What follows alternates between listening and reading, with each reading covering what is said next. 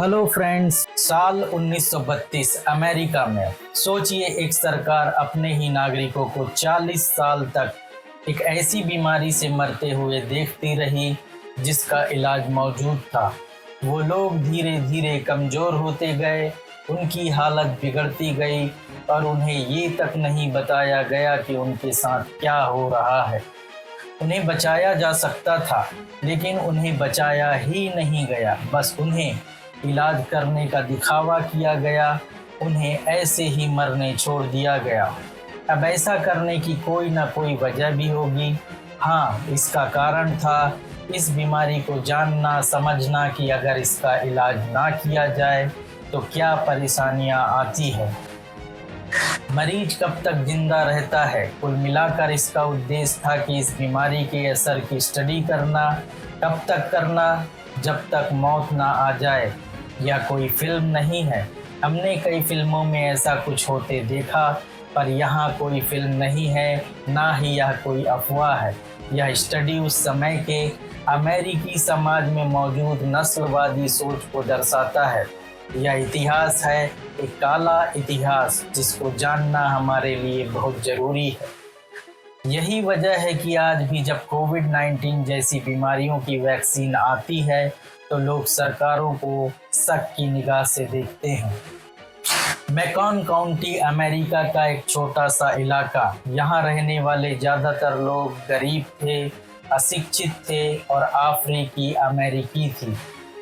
जिंदगी पहले से ही मुश्किल थी। इलाज जैसी चीज़ें उनके लिए किसी सपने से कम नहीं थी। तभी सरकार उनके पास एक प्रस्ताव लेकर आई। मुफ्त इलाज, मुफ्त जांच, मुफ्त खाना और मरने के बाद दफनाने का खर्च अलग। उनके लिए यह एक मौका था। पहली बार किसी ने उनका हाल पूछा था। सैकड़ों लोग मान गए, उम्मीद के साथ, भरोसे के साथ। उन्हें लगा अब सब ठीक हो जाएगा, लेकिन उन्हें नहीं पता था कि वे इलाज के लिए नहीं आए हैं, वे आए हैं एक एक्सपेरिमेंट के लिए। उस समय एक बीमारी तेजी से फैल रही थी, सिफिलिस। यह सिर्फ एक साधारण बीमारी नहीं थी, यह शरीर को धीरे धीरे अंदर से ख़त्म कर देती थी। शुरुआत में इसके लक्षण मामूली लगते थे, छोटा घाव, हल्का बुखार, लेकिन असली खतरा चुपचाप बढ़ता रहता था। समय के साथ यह बीमारी शरीर को अंदर से खोखला कर देती थी, दिमाग को नुकसान पहुंचाती थी, याददाश्त और सोचने समझने की क्षमता तक को खत्म कर देती थी। दिल, नसों और हड्डियों को धीरे धीरे नष्ट कर देती थी और आखिर में एक दर्दनाक मौत दे देती थी। उस समय यह भी माना जाता था कि सिफिलिस के प्रभाव नस्ल के आधार पर अलग अलग होते हैं। डॉक्टरों का विश्वास था कि अफ्रीकी अमेरिकियों में यह बीमारी कार्डियोवैस्कुलर सिस्टम पर अधिक प्रभाव डालती है, जबकि सेंट्रल नर्वस सिस्टम पर कम। सबसे डरावनी बात ये थी कि कई बार मरीज को सालों साल तक पता ही नहीं चलता था कि उसके अंदर क्या चल रहा है। उस दौर में इसका इलाज या तो अधूरा था या इतना खतरनाक कि लोग उससे भी डरते थे। यही वजह थी कि कुछ डॉक्टरों के मन में एक खतरनाक एक्सपेरिमेंट करने की जिज्ञासा पैदा हुई। अगर इस बीमारी का इलाज ही ना किया जाए तो यह इंसान के शरीर को अंत तक कैसे तबाह करती है, ये बड़ा सवाल था। यह सवाल सिर्फ एक सोच नहीं थी, यह एक एक्सपेरिमेंट की शुरुआत थी। और यहीं से जन्म हुआ एक एक्सपेरिमेंट का जिसका नाम है टस्केगी सिफिलिस स्टडी। इस स्टडी में 600 नीग्रो यानी अश्वेत मेल पुरुषों को शामिल किया गया था। 399 पहले से ही सिफिलिस से संक्रमित थे और 201 पूरी तरह से स्वस्थ थे। उन्हें तुलना के लिए रखा गया था। कौन थे ये लोग? ये लोग गरीब थे, किसान थे, मजदूर थे और ज़्यादातर अनपढ़ लोग थे। ऐसे लोग जिन्हें मेडिकल ज्ञान नहीं था और जिनके लिए डॉक्टर का मतलब होता था बिना सवाल किए भरोसा करना। इस स्टडी की खास बात ये थी कि किसी भी व्यक्ति को उसकी असली बीमारी के बारे में बताया ही नहीं गया था। उन्हें बस एक ही बात बताई गई थी आपको बैड ब्लड है। बैड ब्लड एक ऐसा शब्द जो उस समय कई बीमारियों के लिए इस्तेमाल होता था। थकान, खून की कमी या कोई भी अंदरूनी समस्या, यानी सच को एक आसान झूठ के पीछे छुपा दिया गया।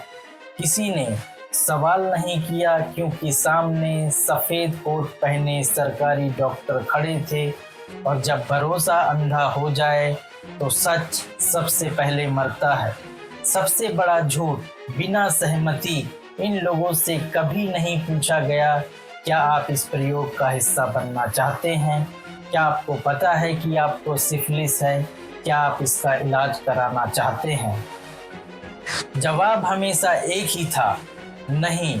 उन्हें सच बताया ही नहीं गया, उन्हें विकल्प दिया ही नहीं गया। आज जिसे हम कहते हैं इन्फॉर्म कंसेंट, उसका यहाँ पूरी तरह उल्लंघन हुआ। लोगों को जानबूझकर अंधेरे में रखा गया और उनके भरोसे को ही उनके खिलाफ इस्तेमाल किया गया। शुरुआत में लोगों को सिर्फ यह बताया गया कि यह इलाज 6 महीने चलेगा, लेकिन इसे 40 सालों तक बढ़ा दिया गया।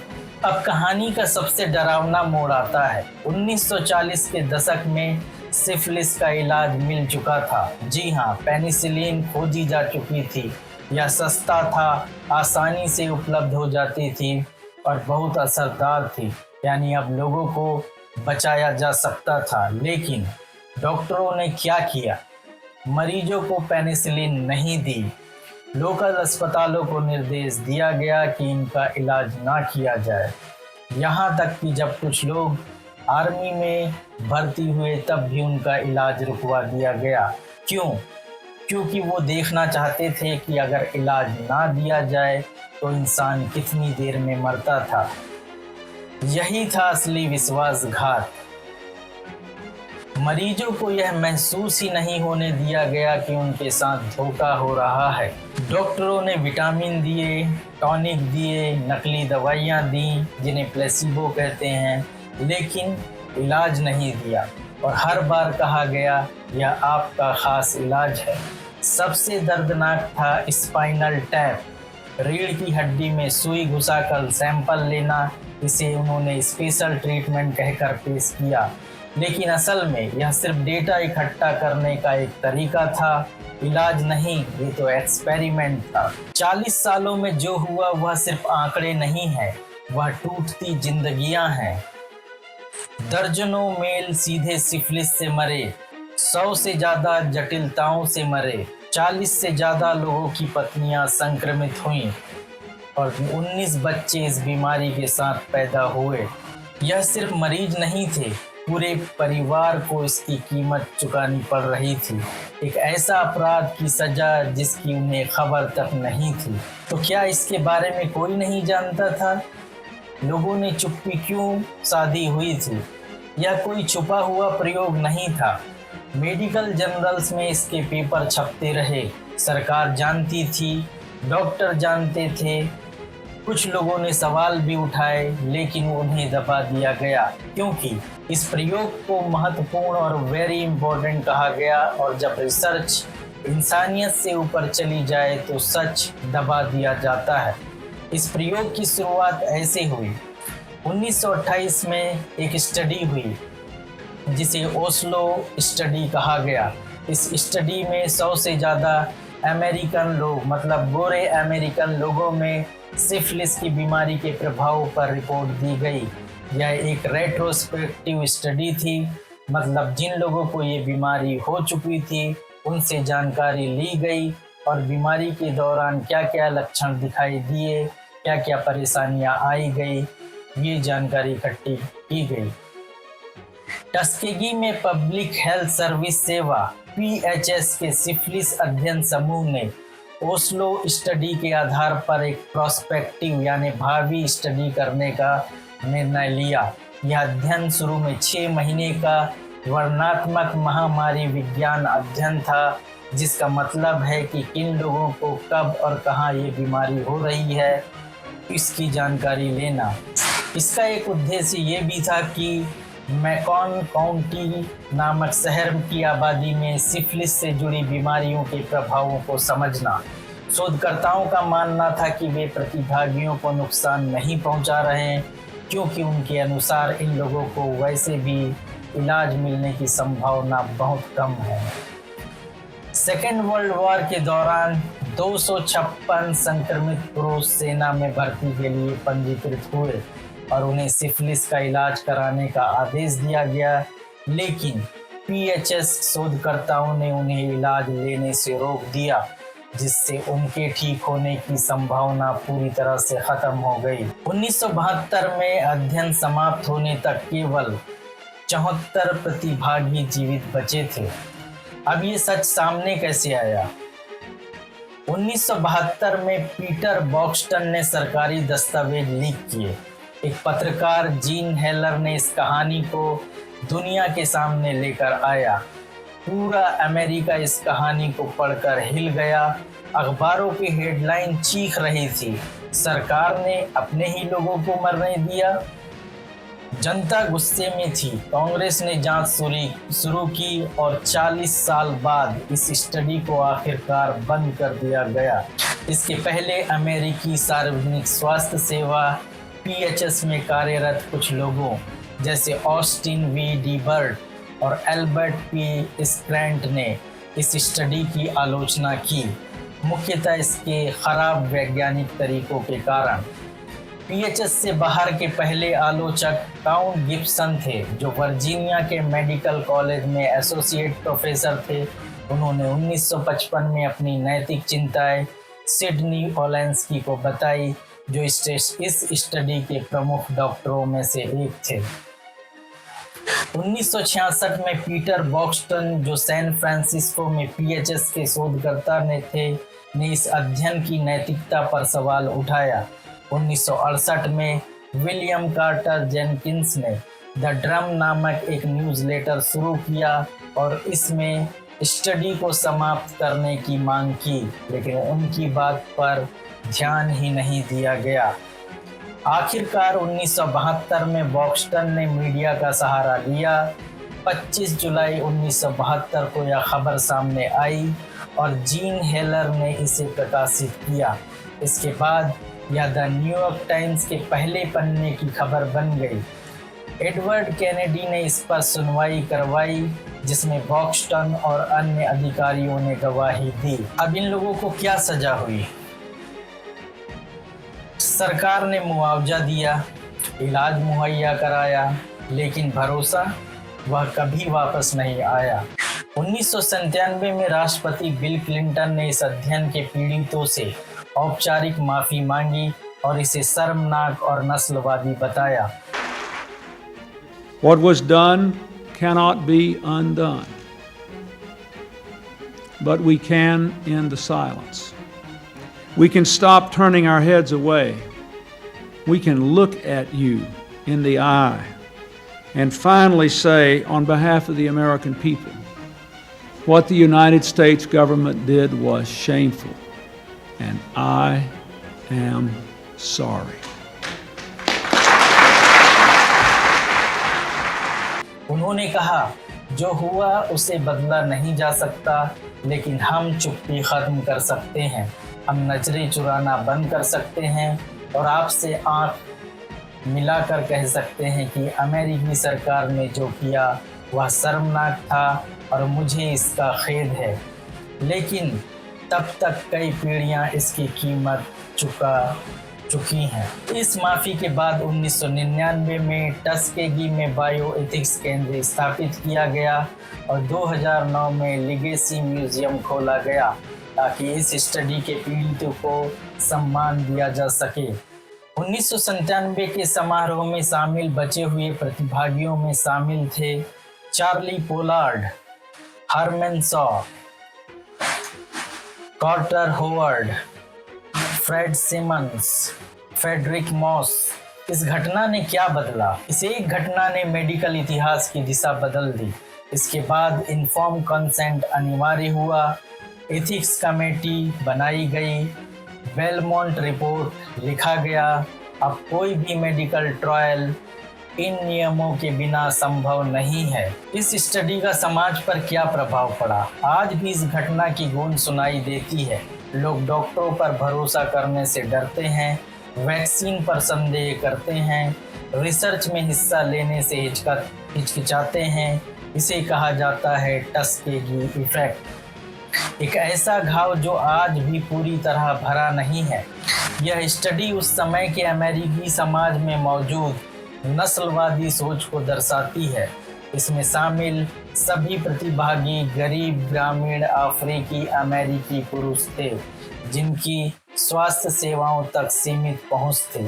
टेलिए फेरो क्लार्क ने कहा था कि अश्वेत समुदाय की कम बुद्धिमत्ता, खराब आर्थिक स्थिति और यौन व्यवहार सिफिलिस के फैलाव का कारण है, जो एक स्पष्ट रूप से नस्लवादी दृष्टिकोण था। वास्तव में इन लोगों की भागीदारी इसलिए सुनिश्चित हुई क्योंकि उन्हें मुफ्त चिकित्सा सुविधा का लालच दिया गया, जो उस समय उनके लिए दुर्लभ थी। इस अध्ययन के खुलासे के बाद अफ्रीकी अमेरिकी समुदाय में चिकित्सा, स्वास्थ्य और सरकार के प्रति गहरा अविश्वास पैदा हुआ। कई लोगों ने नियमित स्वास्थ्य सेवाएं लेने से भी दूरी बना ली। 1999 के एक सर्वे में पाया गया कि 80% अफ्रीकी अमेरिकी पुरुष गलत तरीके से मानते थे कि प्रतिभागियों को सिफिलिस का इंजेक्शन दिया गया था। वेनिसा नॉर्थिंगटन कैम्बल ने कहा कि यह अध्ययन अविश्वास का एक कारण जरूर था, लेकिन यह अकेला कारण नहीं था। इसके पहले भी अमेरिकी इतिहास में अश्वेत लोगों पर कई अनैतिक चिकित्सा प्रयोग किए गए थे, जैसे गुलामी के दौर में बिना एनेस्थीसिया सर्जरी और शवों का दुरुपयोग। 2016 के एक अध्ययन में पाया गया कि 1972 में इस अध्ययन के उजागर होने के बाद अश्वेत पुरुषों में डॉक्टर के पास जाने की दर कम हुई, मृत्यु दर बढ़ी, जीवन प्रत्याशा में लगभग 1.4 वर्ष की गिरावट आई। सरकार पर अविश्वास के कारण 1980 के दशक में यह अफवाह भी फैली कि HIV एड्स वायरस सरकार द्वारा जानबूझकर फैलाया गया था। 1992 में एक इंटरव्यू में सिडनी ओलेंस्की ने यह भी कहा कि प्रतिभागियों को अशिक्षित होना अध्ययन जारी रखने में मददगार था, जो इस प्रयोग की अनैतिकता को और उजागर करता है। कोविड-19 के दौरान भी कुछ अफ्रीकी अमेरिकी लोगों में वैक्सीन के प्रति हिचकिचाहट का एक कारण यह ऐतिहासिक घटना रही। टस्केगी सिफिलिस स्टडी सिर्फ एक मेडिकल गलती नहीं थी, यह था नस्लवाद, लालच और इंसानियत की हार। यह हमें सिखाती है कि साइंस अगर नैतिकता से दूर हो जाए तो वह सबसे खतरनाक हथियार बन सकती है। इस अध्ययन के पीछे एक प्रमुख उद्देश्य यह भी था कि यह समझा जाए कि सिफिलिस का इलाज कितनी हद तक आवश्यक है और बीमारी के किस चरण में इलाज किया जाना चाहिए। इसी कारण शोधकर्ताओं ने विशेष रूप से लेटेंट सिफिलिस, देर से छिपी हुई अवस्था वाले मरीजों के अवलोकन पर जोर दिया। लेकिन वास्तविकता में यह अध्ययन वैज्ञानिक रूप से भी सही तरीके से नहीं किया गया था। प्रतिभागियों को मरकरी रब, न्यूऑर्सफेनामाइन, सल्वर्सन और बिस्मथ जैसे उपचार दिए गए। भले ही ये कम प्रभावी या वैसीले थे, इसलिए यह पूरी तरह अनुपचारित सिफिलिस का अध्ययन भी नहीं रहा। इन लोगों को शायद कभी पूरा न्याय नहीं मिला, लेकिन उन्हें भुला देना सबसे बड़ा अपराध होगा। अगर यह कहानी आपको हिला गई तो इसे शेयर करें, क्योंकि 40 साल तक यह सब इसलिए चलता रहा क्योंकि लोग चुप थे। उम्मीद है आपको यह जानकारी, ये वीडियो पसंद आया होगा। अगर आपको ये वीडियो पसंद आया तो इस चैनल को सब्सक्राइब कर लें, वीडियो को लाइक कर दें और कमेंट्स करना बिल्कुल ना भूलें। जय हिंद।